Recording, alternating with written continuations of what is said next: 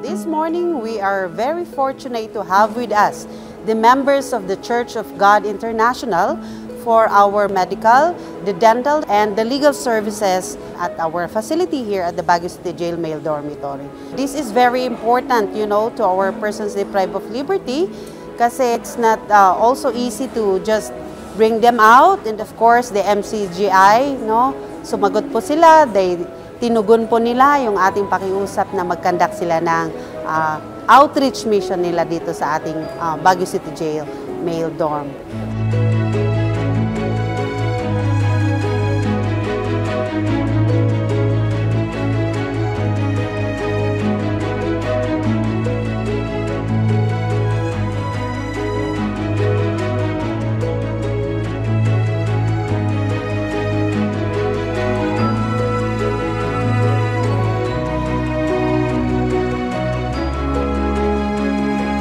Natinan ko po ang dental na mabunutan ako ng 3 ngipin ko. Masayang-masaya na po ako, nakangiti na po ako sa aking pangkalusugan at lalo na po ang salamin, ang opta. Sa labas po, hindi namin nabibigyan ng pansin eh. Kasi trabaho, pamilya po. Kaya sa ganitong pamamaraan po, siguro dito sa pagkakakulong ko po, marami rin po ako natutunan at sa inyo po mga services na ibinibigay nyo, hindi lang po sa amin at lalo-lalo po sa mga lalawigan na malalayo na hindi kayang tugunan ng mga ating gobyerno. Sa dami po ng ganitong bisita, nagiging masaya rin po kami. Dahil kahit pa paano po, mas busy po kayo sa labas, mas pinagtuunan nyo po kami ng pansin. Dahil sa MCGI po, sobra-sobra po ang malasakit nyo. Members, Church of God International MCGI is hereby recognized and applauded for their outstanding commitment and compassionate service in conducting a medical, dental, opta, with free reading glasses, free haircut, and legal consultation to jail officers and persons deprived of liberty of Baguio City Jail Male Dormitory. Your dedication to extending health care to those in need reflects the true spirit of community service and embodies the values of empathy and social responsibility.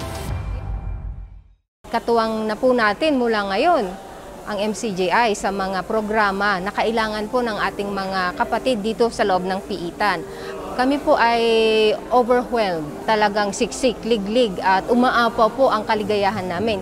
Hindi lang po dahil nakapag-gain po kami ng relationship with the members of the MCJI, hindi lang po yung pang-pisikal na pangangailangan ng ating mga PDL ang kanilang tinutugunan, kundi pati po ang spiritual. Yun po ang isa sa pinakamahalagang aspeto ng ating pagkatao.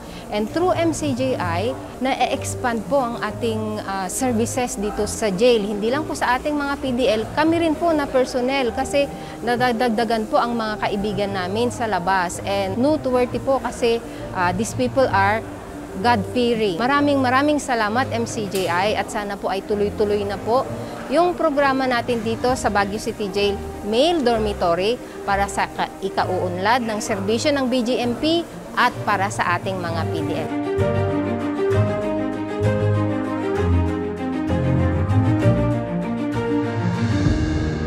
Sa grupo ng MCGI, maraming salamat po sa lahat ng tulong na binibigay niyo sa amin dito sa loob ng piitan. Siyempre para sa mga taong nahihirapan, kayo yung nagsisilbing gabay na rin namin sa tungo sa pagbabagong buhay. Yung mahirap lang kasi dito pag nagkasakit ka, hindi mo maasahan yung mga kaseldahan mo or kadorm mo na bantayan ka. Dito kasi kung kahit may sakit ka, kailangan mong kayanin mo yung sarili mo na itayo mo.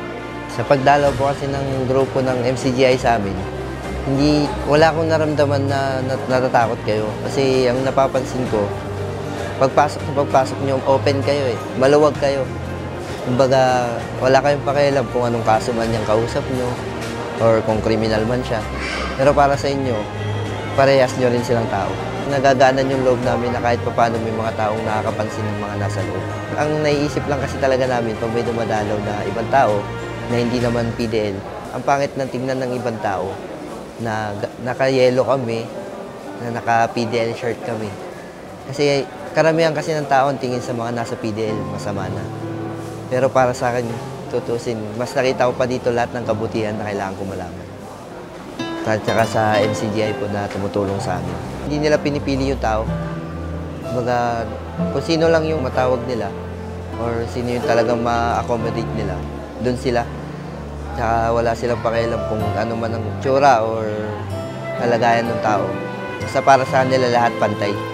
Kaya laking pasasalamat na rin po doon. Kung tutusin, parang sa akin na walang dalaw, malaking tulong na rin po yun sa amin.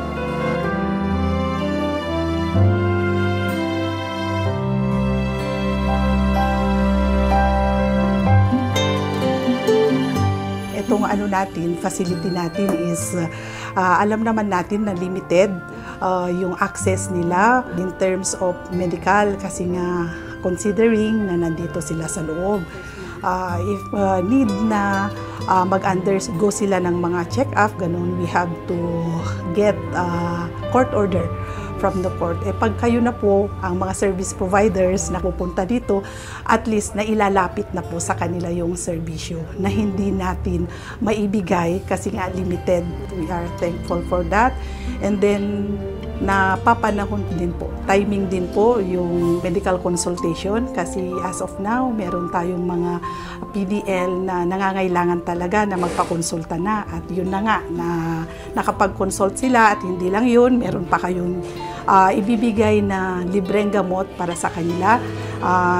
Not only that, thank you din kasi hiningan nyo din kami ng list of needed vitamins and other needed medicines.